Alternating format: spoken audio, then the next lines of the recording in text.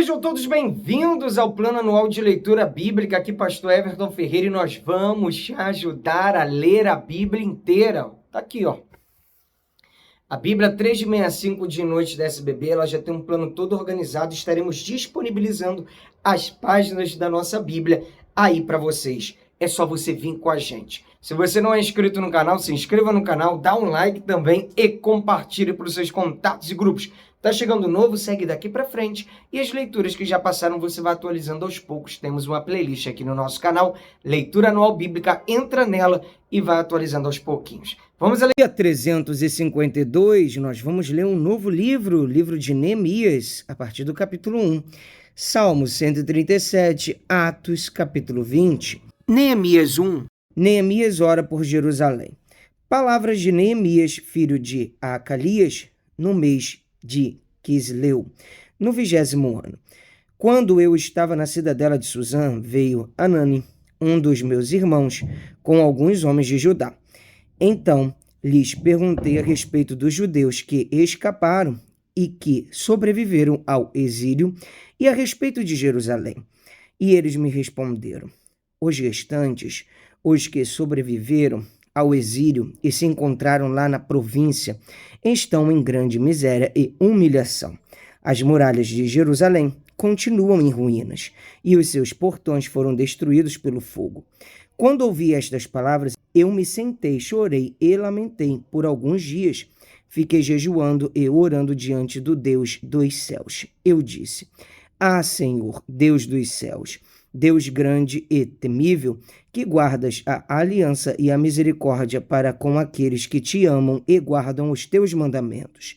Estejam atentos aos teus ouvidos e os teus olhos abertos para que atendas à oração do teu servo, que hoje faço diante de ti. Dia e noite, pelos filhos de Israel, teus servos, faço confissão dos pecados dos filhos de Israel, os quais temos cometido contra ti. Eu e a casa de meu pai pecamos, temos procedido de forma totalmente corrupta contra ti e não guardamos os mandamentos, nem os estatutos, nem os juízos que ordenaste a Moisés teu servo. Lembra-te da palavra que ordenaste a Moisés teu servo, dizendo: se vocês foram infiéis, eu os espalharei entre os povos, mas se vocês se converterem a mim e guardarem os meus mandamentos e os cumprirem, então, ainda que os seus desterrados estejam nos lugares mais distantes da terra, de lá os ajuntarei e os trarei para o lugar que escolhi para fazer habitar o meu nome. Estes ainda são teus servos e o teu povo que resgataste com o teu grande poder e com a tua mão poderosa. Ah, Senhor, estejam atentos os teus ouvidos à oração do teu servo e à oração dos teus servos que se agradam de temer o teu nome. Faze com que o teu servo seja bem-sucedido hoje e encontre misericórdia diante deste homem. Nesse tempo eu era copeiro do rei. Neemias é mandado a Jerusalém. No mês de Nissan, no 20º ano do reinado de Artaxerxes, uma vez posto o vinho diante dele, eu o peguei e ofereci ao rei. Ora, nunca antes eu tinha estado triste diante dele. Então o rei me disse: por que o seu rosto está triste se você não está doente? Isso tem de ser tristeza do coração. Então fiquei com muito medo e lhe respondi: que o rei viva para sempre. Como não estaria triste o meu rosto, se a cidade onde estão sepultados os meus pais está em ruínas e os seus portões foram queimados? O rei me disse: o que você me pede agora? Então orei ao Deus dos céus e disse ao rei: se for do agrado do rei, e se este seu servo encontrou favor em sua presença, peço que o rei me envie a Judá, a cidade onde estão os túmulos dos meus pais, para que eu a reconstrua. Então o rei, que tinha a rainha sentada ao seu lado, me perguntou: quanto vai durar a sua ausência? Quando você voltará? Marquei certo prazo e o rei se deu por satisfeito e me deixou ir. Eu ainda disse ao rei: se for do agrado do rei, que ele me dê cartas para os governadores da região do outro lado do Eufrates para que me permitam passar e entrar em Judá. E também uma carta para Asaf, guarda das florestas do rei, para que me dê madeira para as vigas dos portões da cidadela do templo, para as muralhas da cidade e para a casa em que deverei me alojar. E o rei me deu o que eu pedi, porque a mão bondosa do meu Deus estava sobre mim. Então fui aos governadores da região do outro lado do Eufrates e lhes entreguei as cartas do rei. Ora, o rei tinha enviado comigo oficiais do exército e cavaleiros, mas Sambalate, o Horonita, e Tobias, o servo amonita, ficaram sabendo disto, e não lhes agradou nem um pouco que alguém estivesse interessado no bem dos filhos de Israel. Neemias anima o povo a reedificar as muralhas. Então cheguei a Jerusalém. Depois de esperar 3 dias, me levantei à noite junto com uns poucos homens que estavam comigo. Não declarei a ninguém o que o meu Deus havia posto no meu coração para eu fazer em Jerusalém. Não havia comigo animal algum, a não ser o que eu montava. De noite saí pelo portão do vale, em direção à fonte do dragão e ao portão do monturo, e inspecionei as muralhas de Jerusalém, que estavam em ruínas e cujos portões tinham sido destruídos pelo fogo. Passei ao portão da fonte e ao tanque do rei, mas não havia lugar por onde o animal que eu montava pudesse passar. Subi à noite pelo vale, sempre inspecionando as muralhas. Voltei, entrei pelo portão do vale e fui para casa. Os magistrados não sabiam aonde eu tinha ido, nem o que tinha feito, pois até ali eu não havia declarado coisa alguma, nem aos judeus, nem aos sacerdotes, nem aos nobres, nem aos magistrados, nem aos demais que iriam fazer a obra. Então eu lhes disse: vocês estão vendo a miséria em que nós estamos, Jerusalém em ruínas e os seus portões destruídos pelo fogo. Venham, vamos reconstruir as muralhas de Jerusalém para nos livrarmos desta vergonha. E lhes declarei como a mão bondosa do meu Deus havia estado sobre mim e também as palavras que o rei havia me falado. Então disseram: vamos nos preparar e começar a reconstrução. Então se prepararam para fazer esta boa obra.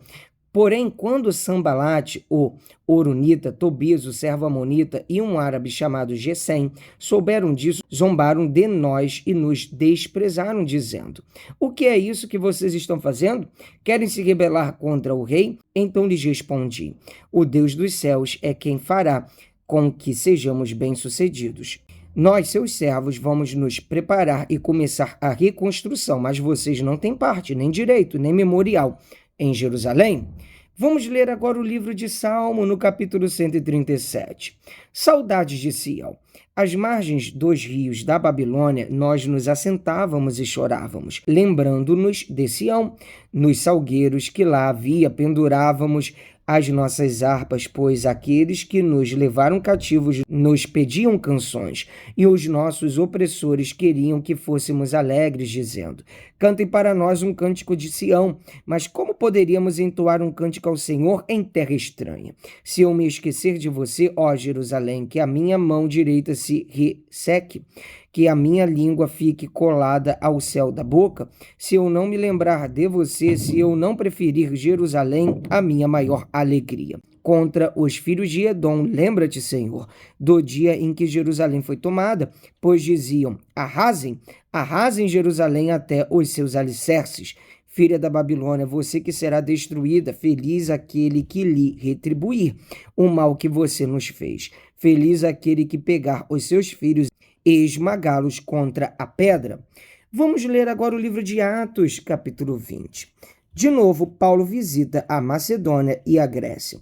Cessado o tumulto, Paulo mandou chamar os discípulos e, tendo-os encorajado, despediu-se e foi para a Macedônia. Havendo atravessado aquelas terras, fortalecendo os discípulos com muitas exortações, dirigiu-se para a Grécia, onde se demorou 3 meses. Quando estava para embarcar rumo à Síria, houve uma conspiração por parte dos judeus contra ele. Então decidiu voltar para a Macedônia. Acompanharam-no Sópatro de Bereia, filho de Pirro, Aristarco e Segundo de Tessalônica, Gaio de Derbe, Timóteo e também Tíquico e Trófimo da província da Ásia. Estes nos precederam, ficando à nossa espera em Troade.